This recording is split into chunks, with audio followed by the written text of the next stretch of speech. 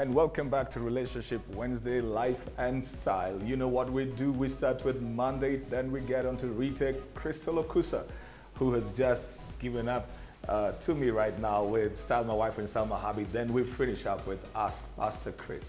And as we have done in 2017, we go out to the colleges, we go out and talk to the young people. They're asking all kinds of questions that I do answer, and I know that the questions do represent your own questions back at home. This time we are at Multimedia University, the City Center campus at the UniAfric House that is on Loiter Street on the 4th floor. And I came out here to hang out with the students here, get to hear what they've got to ask and what they've got to say, and hopefully it is going to be of help to you. Remember, if you want us to come to your college, send us an email to Life and Style. The and is a symbol, lifeandstyle@standardmedia.co.ke. You could also write us on 22840 as our text message number. The conversation continues on Twitter, on Facebook, and on Instagram. Hashtag is KTN Life and Style, and you follow us also on the platforms, social media platforms at KTN Life_Style. That is both for Twitter and Instagram, and KTN Life and Style for Facebook. We're going to go right into it today to hear what the students at Multimedia have got to say. But first of all, I've got a lady who will tell us very little about Multimedia, the City Center campus. How are you doing? I'm well. All right. What's your name? I'm Cynthia Nyaura. Okay. Tell us a little bit about Multimedia University, City Center campus. Multimedia University is the leaders in innovative technology. Okay. So any parent or any student, you're very much welcome to this school. We offer different professional courses. The bridging in different curriculums, mathematics, chemistry, physics, you name it. And of course, like it's been said, we are at the UniAfric House, the 4th floor, Loiter Street. So we are under a very able administration with the help of our director, Madam Kemonto Gladys. All right. Yeah. Great. So we get straight into the relationship questions. Are we all ready? Yes, we are. Are you all right? Okay, you may go ahead. Most ladies, now that I'm a lady, I'm speaking on behalf of the others. I mean, especially the people who are able, I mean, in terms of finance, those who have their houses and cars, and those who are, I mean, generally able. We find it very difficult to have relationships, mainly because most men find us intimidating. We end up being single for a long time or ending up with the kind of people we do not want. So in relationship to that, how do someone deal with that? How do you bring yourself back to the level of the normal Kenyan standard man? Or do you just wait for the guy of your standard to catch up with you someday? Well, you know, you mentioned, you kind of answered in your question, because when you brought out the word intimidation, you kind of answered it. It's because of how men are cultured to be in their roles. When people come together into in a relationship, it's not just a love thing. There's also roles that are supposed to be played. There's what the man is supposed to be and what the woman is supposed to be. Those are expectations that you will always find. So there will be such expectations like a man should provide. That has nothing to do with love. That's a role that he's playing. When he doesn't feel that he has a role that he's playing, then sometimes he gets a little bit confused in how he's going to fit into that equation. And because he will be thinking his ability to secure this woman may be resting on his ability to provide, to protect, to lead. And when he finds that all of that is covered up, sometimes he feels displaced. But that is not always supposed to be the case, because in a relationship, the material is external. It's got to first begin with the two people. Mostly it has got to do with how the person views themselves, vis-a-vis how you view yourself. And coming down to what you would call normal does not really solve anything. The person has got to be confident enough to understand that the lady may be earning more, but he has got other things that he could be doing. One, like he provides vision, or he could provide direction. Because you could have money and not have the level of knowledge or insight or wisdom that I do have. And so when I come into your life, I would be an addition to you. I could play the role of a coach in your life. So you are out there in the marketplace doing more, but I am an advisor to you. So I may not make as much as you're doing, but I still play leadership. I still watch out for you, the blind spots and all of that. So when somebody knows where they want to go, who they are, what they can do, they will not be intimidated by a woman who is doing well. Though generally that is the case, because they only see their roles from one point, which is financial. And that is not the whole thing about a relationship. On the other hand, sometimes when women have got what they need, then they think they don't need a man. And so that also pushes aside the men. Because the moment now you begin to make him feel like, you know, I can pay my bills, I can do this, so I don't need you. And then you begin to talk in a certain way or have a certain tone, or even sometimes it's undertones that somebody can just tell that you're finding it difficult to follow his leadership or listen to his advice just because you earn more than him, he will walk away. Men don't like being embarrassed. They don't like being intimidated. So it could be on both sides. It could be that the man is insecure, has a low self-esteem, feels like he's not matching up, or it could be that the woman is struggling with the power that she has, because money does give you a sense of power, and wealth does give you a sense of power. So it needs the two then to communicate and have enough grace for the woman to understand that I'm relating with a man, basically. The money can go, the job can go, the career can go. We don't pray for that to happen, but those things can change.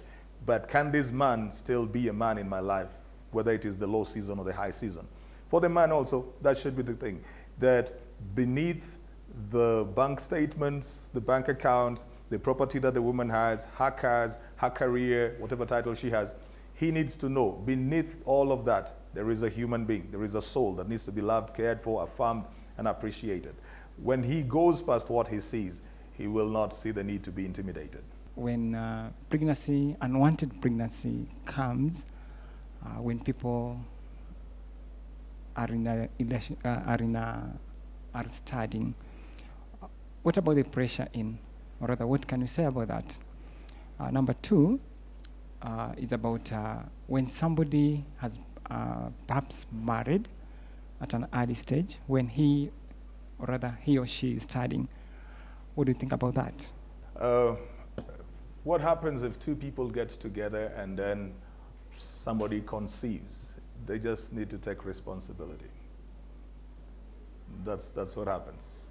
They need to take responsibility, that they need to own up over that. Well, they may not be in the place at that particular point to financially take care of that, but they still have got to take a form of responsibility. It could be if a man has, a young man has made a lady conceive in school, the responsible thing to do is to stick by her. Not deny, not run away, not quit, whether he has the money to provide or not. There's a life that has been deposited in somebody, and there's a life that has been interrupted. And that did not happen by one person. So it is important that he shows his support by bringing in his presence, offering emotional support, because this other person has been disrupted. It is important that they involve other people in that. It could be the parents, it could be mentors to them. It is important that they do that. It is important that they try to find a way out of the mess. One of the things that you've realized, whenever people mess up, the honorable thing is to own up the mess. That's the most honorable thing. People will make mistakes along the line, but what you do with the mistake you made is going to determine whether you are an honorable person or not. So if you have gotten into a difficult situation and then you run away from it, that's not good. It is not good to tell the other person, you know, to do something that you would not place yourself in. So I think it's just a matter of taking responsibility, finding other people who can help them to go through that. And it needs support from family, it needs support from friends, from mentors, from people who are around them. Coming to the second question of when people marry when they are still in school, when they're studying, I think that depends on whether the person is working and then studying part-time, or they are in school fully, because marriage is a huge commitment. It's a very huge commitment. It takes your time, it takes your energy, it takes your resources, it takes your emotions. So it is very difficult to combine that and school, if that is all that you are doing. Because again, now you've got the element of how do you fend for your spouse, or how do you pay your bills? How will you be taking care of your family and at the same time trying to take care of your school? So it's not advisable for people to do that. It will mean that they've got to stop one thing and take care of one first. It is easier when you're in school while you already have a career, because then you have a source of income. Money is not everything in a relationship, but it plays a very huge part, because bills have got to be paid, food has got to be bought, people have got to move, and the pressure that money brings can make or break a relationship. So I would advise that we don't even go that direction of marrying while in school, because school also takes a lot of your energy, it requires your time. You will not really be there for the other person as you need to, and there are certain roles that you will not be able to play well. How young is it too young to be in a romantic relationship? Now that everyone is talking about you are too young to be in a romantic relationship, how young is it too young? Well, I say this all the time, that it's never about age, it's about stage. I say that several times, that it's not about age, it's about stage. And the very same reasons that I gave Paddy, that when you're getting committed in a relationship, there's certain aspects of, there's certain responsibilities you're taking upon yourself. You're committing to giving your time, you're committing to giving your emotions, you're committing to not making decisions just for you. You're committing to sharing a common path with somebody. That means you're not going to make your own decisions. You've got to consider the other person or consult the other person before you make a decision. When you get into a relationship, you can't just decide, I'm leaving Nairobi, I'm going to be in Mombasa. You know, it affects the other person. They've got to know. So they either have got to be considered or consulted. So when you're getting into a relationship, first of all, you're losing you. You're giving yourself into something. Now, when you have other things that demand you totally, like school, then it's going to be a bit difficult to get into a serious relationship. But there is that level where you're having like a social relationship. You know, when you're in college, we're all social beings. You're adult enough to make certain decisions, but then again, you cannot commit to a certain level because it is going to interfere with your career. There's the element of priorities. That's why I talk about stage. At this stage, what is your priority? Would it be marriage? Would it be a career? Which one can wait for the other? Those are the things that make you decide when do you get into a relationship. If you get into it, are you going to commit and give yourself completely into it like you would? So how much of you should you give yourself into a relationship? How constructive or how destructive is it going to be? So we all mature and grow at different rates. We can all be the same age, but we've not developed the same. So if I say at 20, there's somebody who is 20 who thinks like a 13-year-old. There's another one who is 20 who thinks like a 35-year-old. So it is not really about the age. It is the stage, the development. It is the priorities. Where are you at in life? Are you strong enough to give yourself? Can you handle the heartbreaks without the heartbreak shaking the other things that are priority to you? Because sometimes people are in college and they quit school because they had a heartbreak. So they throw away their entire career. They got into a depression.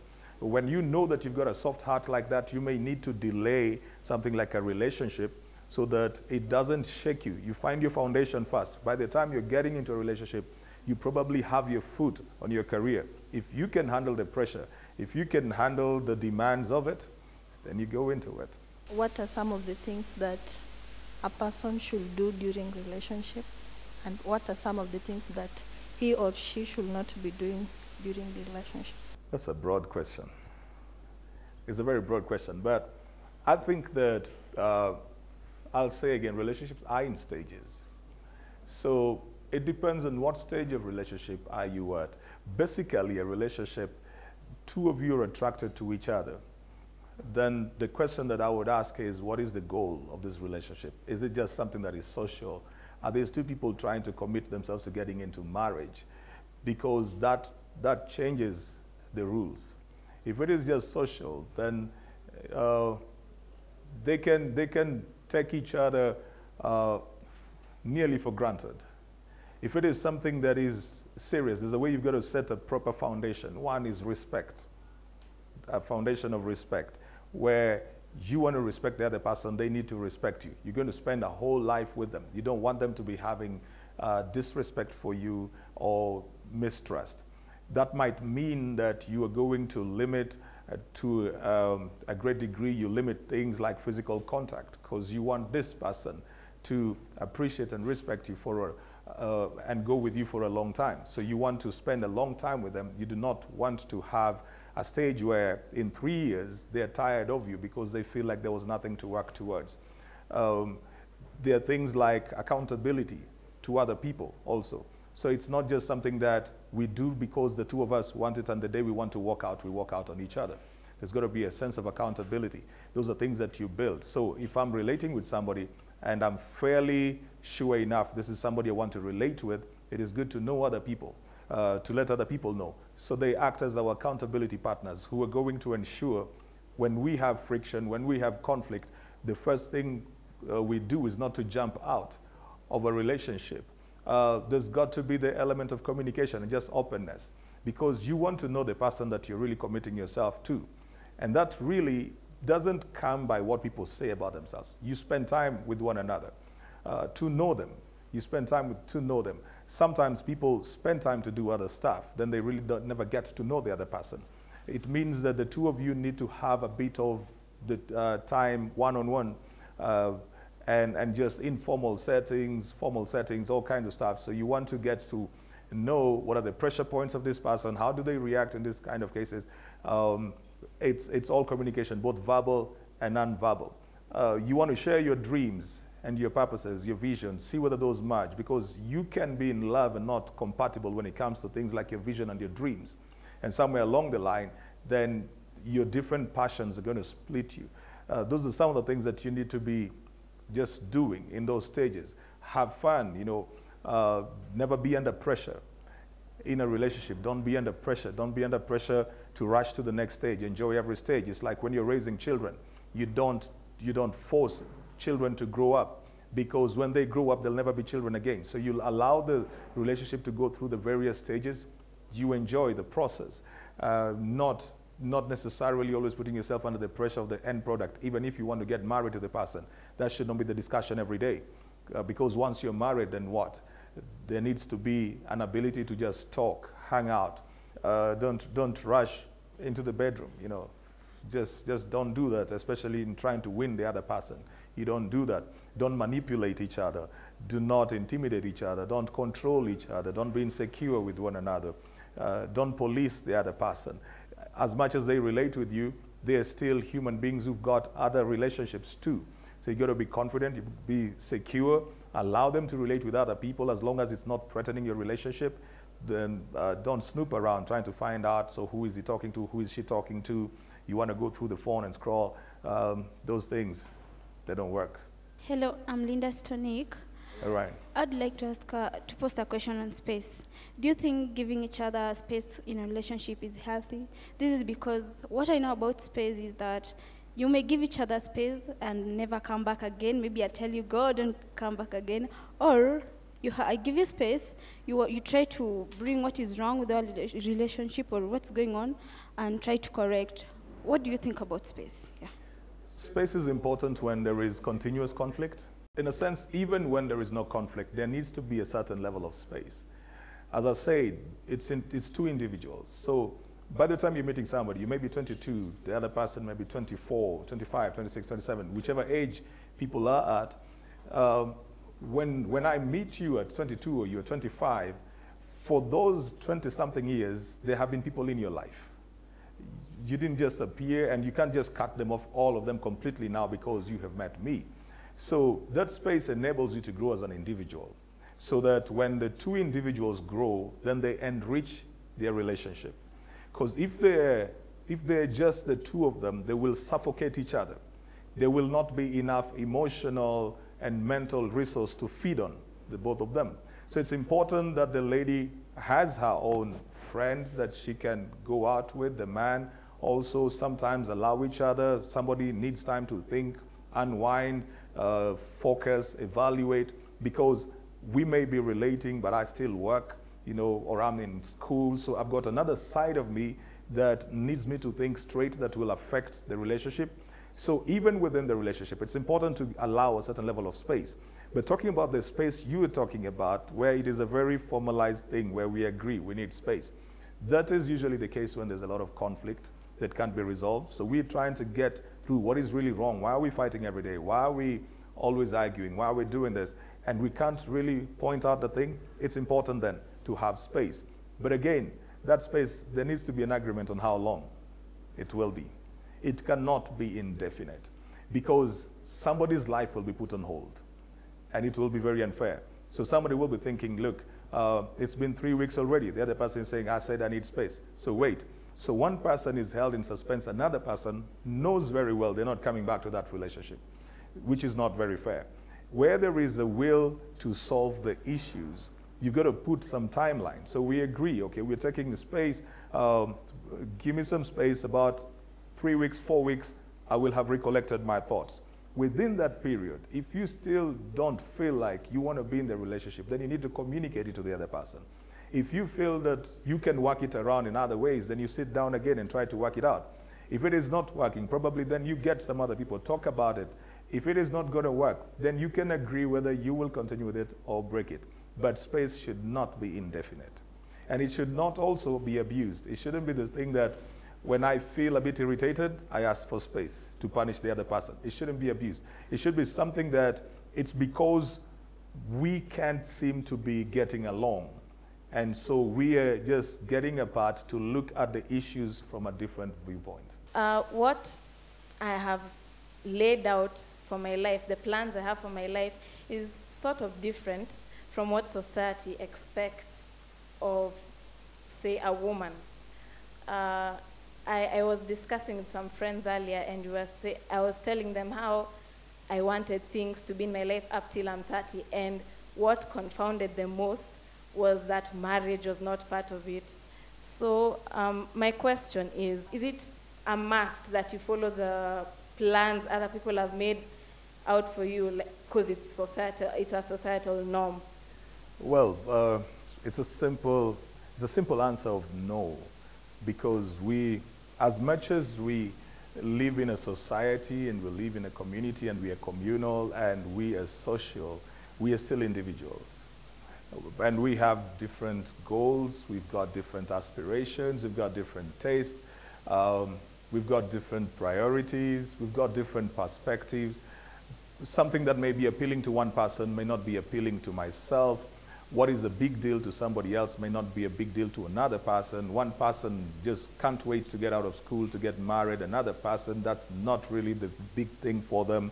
Another one, their passion is in business. Another one, their passion is in raising children. So we all have different passions, and we've got to respect the individual aspect of the social being that we are. So there's really nothing wrong. You know, society has a way that it is cultured, but again, you've got to find yourself. You have to find yourself. And because in finding yourself, then you find your fulfillment. You've got to find yourself and find those things that you feel you need to do and you want to do, and you chart your course without being a rebel without cause. You know, it's not just the thing of I don't want to do what people do. It's about, is this what I want to do? It's more of what I live for than what I live against. It's not I want to show them that I don't want to do that. It's more, this is my passion. This is my goal. This is what I want to do. And when you find your path, it's a good thing to follow it. Eventually, people do learn, and they do understand that you had a different path from them. So there's nothing wrong with it. And there's, with you following a different path, you don't have to follow the script. Every script is written by somebody. You can write a new script. All right, that's all the time that we had today at Multimedia University, the CBD campus. And we had all these questions on Ask Pastor Chris. Remember, if you want us to come to your college or your youth group, your church group, wherever you want us to come to and have this show shot, write us Life and Style. The and is a symbol, Life and Style at sanamedia.co.ke. Keep following us on our social media platforms and keep tweeting, writing. The conversation goes on with KTN Life and Style. That's the hashtag. And remember the platforms, the social media platforms are at KTN Life_style. That is for both Twitter and Instagram, and KTN Life and Style for Facebook. 22840 is our text message number. Tomorrow is Inspiration Thursday with Tendai Mbelekwa, with Mary Mwikali and Catherine Mwangi. Don't go anywhere. Keep it Life and Style every 8 to 10 a.m. weekdays. And of course, on Saturdays, we have a repeat of Artistic Tuesday. And on Sunday, we have the best of the week. God bless. Have a lovely day.